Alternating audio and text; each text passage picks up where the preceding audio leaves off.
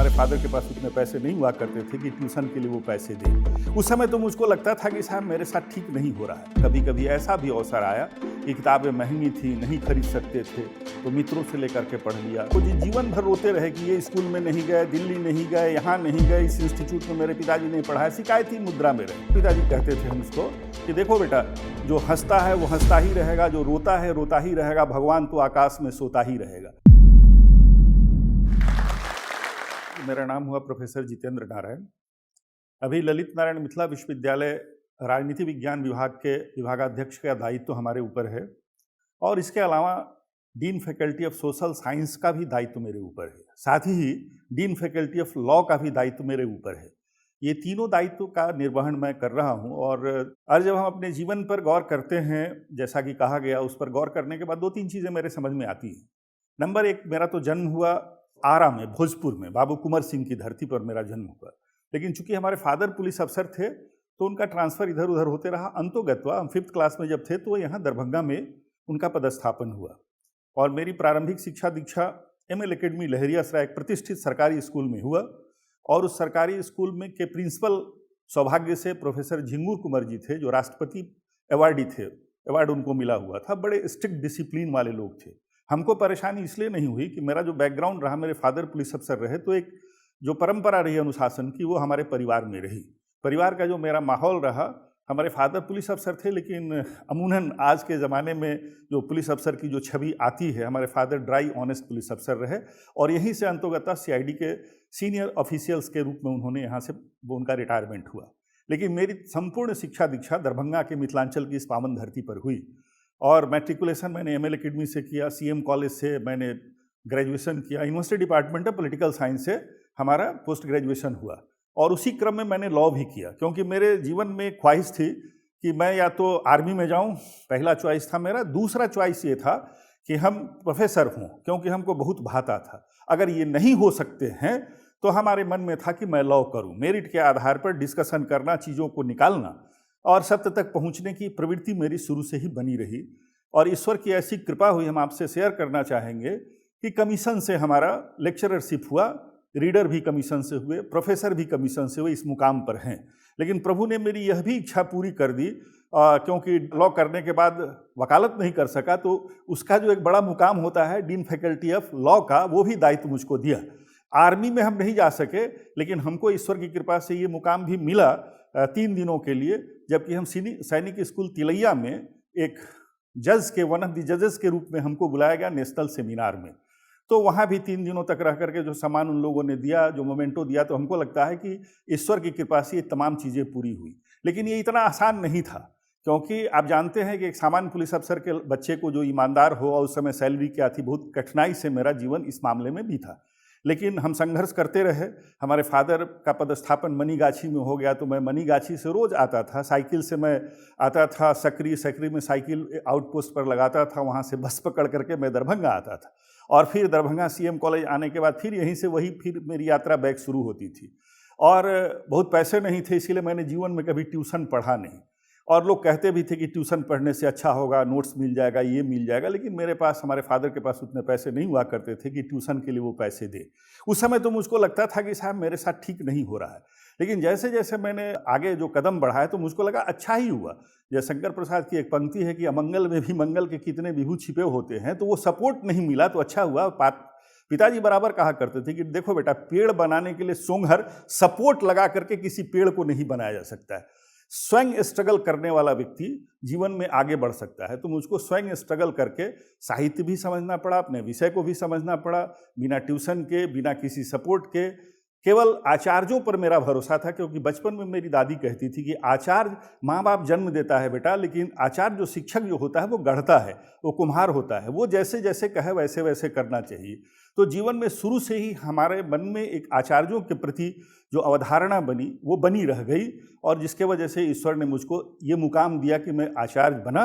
और मेरे जो बच्चे हैं वो भी बड़े मुकाम पर हैं, शिक्षक हों, प्रशासन में हो, जहाँ कहीं भी हैं, उनकी एक अलग पहचान है। मैंने जीवन में बहुत ऐसे लोगों को देखा, साथ पढ़ने वाले लोगों को, जो जीवन भर रोते रहे कि ये स्कूल में नहीं गए, दिल्ली नहीं गए, यहाँ नहीं गए, इस इंस्टीट्यूट में मेरे पिताजी ने पढ़ाया। शिकायती मुद्रा में रहे और जीवन में उन्होंने कुछ नहीं किया।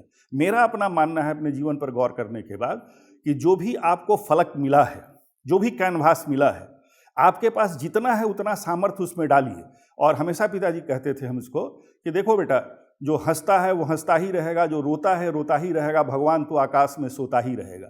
तो मेरा मानना है कि पॉजिटिव माइंड से किसी भी फील्ड में आप हैं तो आप बेहतर कर सकते हैं। मैंने रिसर्च भी करना प्रारंभ किया तो एक खतरनाक विषय पर किया, कॉमनल राइट्स पर। मैंने जानने की कोशिश की कि साहब एक्चुअली ये दंगा होता क्यों है, क्योंकि इससे बड़ा राष्ट्र का नुकसान होता है।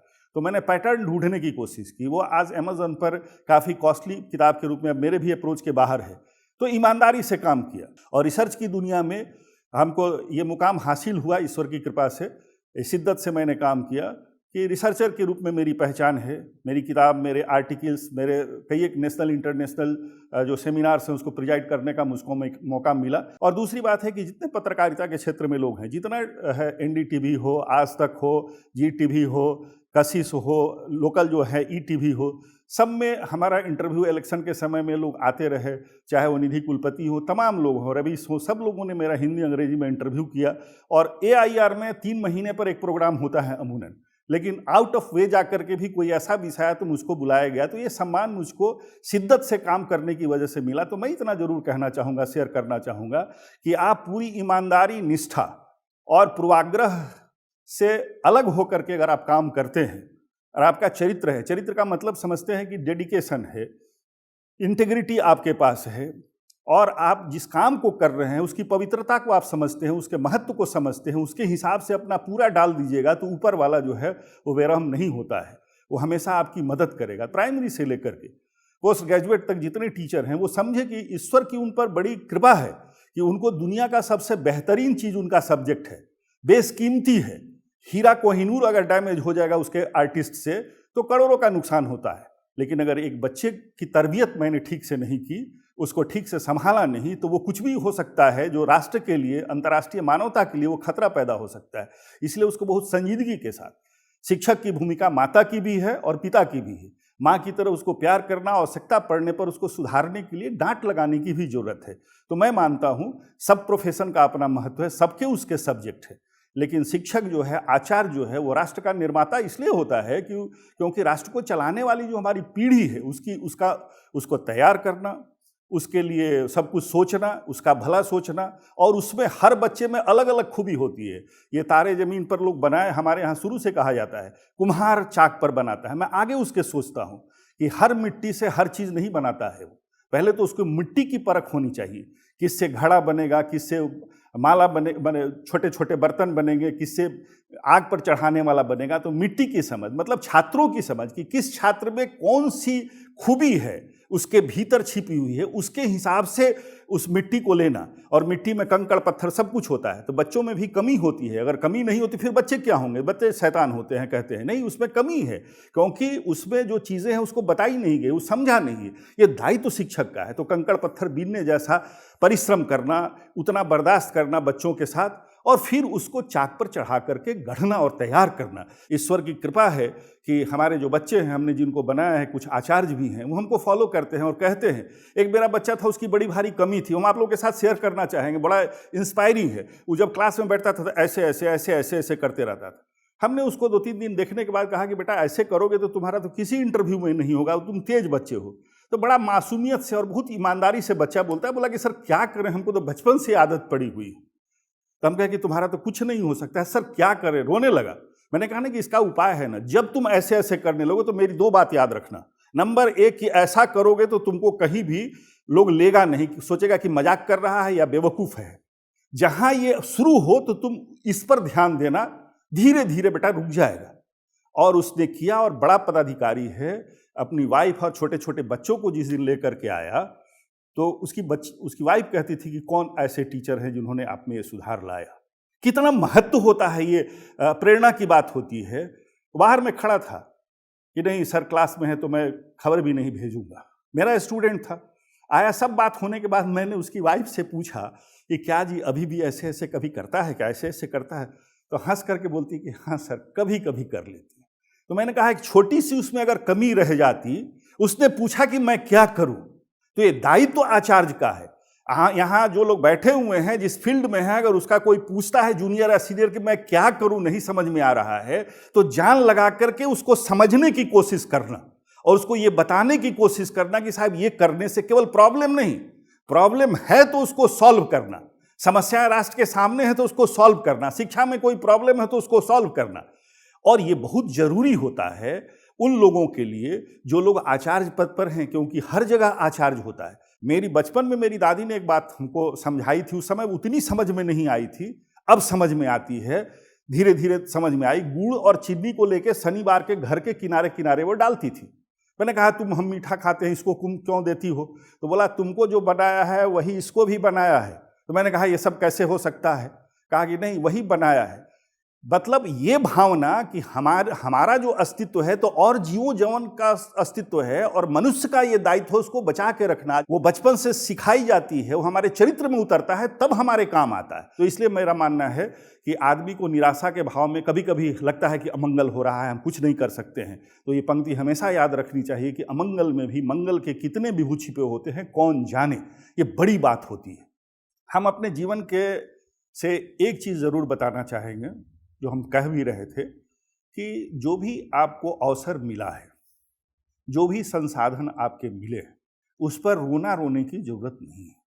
उसका भरपूर उपयोग करना, उसका मैक्सिमम उपयोग करना, मित्रों से ले लेना, मतलब कम में भी काम चलाना, ये आदमी को हमेशा सीखना चाहिए। सबको सारे संसाधन उपलब्ध हो जाएंगे, सबको भरपूर चीज़ें मिल जाएंगी, ऐसा संभव नहीं होता है जनरली। तो मैं अपने जीवन से यही कहूँगा कि मुझको कभी कभी ऐसा भी अवसर आया कि किताबें महंगी थी, नहीं खरीद सकते थे, तो मित्रों से लेकर के पढ़ लिया, नहीं तो नोट भी कर लिया। 100 पेज अगर है तो उसमें से 10-10 पेज करके 10 दिन में उसको नोट भी कर लिया, क्योंकि बहुत आवश्यक है। तो अपने जीवन से मैं यही कहना चाहूँगा, और ईमानदारी निष्ठा से काम करते रहिए। इस बात पर अच्छा एक बात हम जरूर कहना चाहेंगे, शेयर करना इम्पॉर्टेंट है, क्योंकि लोग कहते हैं कंपटीशन करो। मेरा कहना है कि दूसरे से कभी कंपटीशन मत करो, खुद से कंपटीशन करो, क्योंकि जिससे कंपटीशन कर रहे हो उसके सामर्थ्य का तुमको पता नहीं है कि उसका कितना सामर्थ्य है। इसलिए जीवन भर हाँफते रह जाओगे, उसके पीछे लगे रह जाओगे, पकड़ नहीं पाओगे। अगर तुमसे कमज़ोर है तो आगे निकल करके तुमको घमंड हो जाएगा। दोनों ही स्थिति तुम्हारे अवनति का कारण बनेगा। इसीलिए हम जैसे दिखते हैं कल और बेहतर दिखे, हम जैसा पढ़ाते हैं इससे कल बेहतर पढ़ावें, हम जो काम करते हैं, ड्राइविंग करते हैं, कल इसमें जो आज कमी रह गई उसको इम्प्रूव करें। तो खुद से रोज़ कंपटीशन करना चाहिए, जिस फील्ड में है बेहतर करने की हमेशा कोशिश करनी चाहिए। मेरा मानना है कि ये सही रास्ता है और ये कंपटीशन मरने के दिन तक जारी रहनी चाहिए। ये नहीं सोचना चाहिए, मैंने देखा है कि बूढ़े बुजुर्ग चल नहीं रहे लेकिन हिम्मत करके चलते हैं तो चलते रहते हैं। जो कहता है आप नहीं चल सकते हैं तो उनका लाइफ, डॉक्टर का कहना है कि उनका खत्म हो जाता है। तो जिंदगी को चलते रहने देना चाहिए और इस आधार पर चलते देना चाहिए कि हम साहब आज जितना है कल इससे बेहतर करें। अहाँ सब एकरा सब्सक्राइब करूँ, लाइक करूँ और जत्ते से जत्ते मैथिल छै उनका बीच में शेयर करूँ। और नया नया प्रेरणादायक कहानी बहुत सारा खिस्सा अहाँ के सुनल मिलत, तो बस बनल रहू।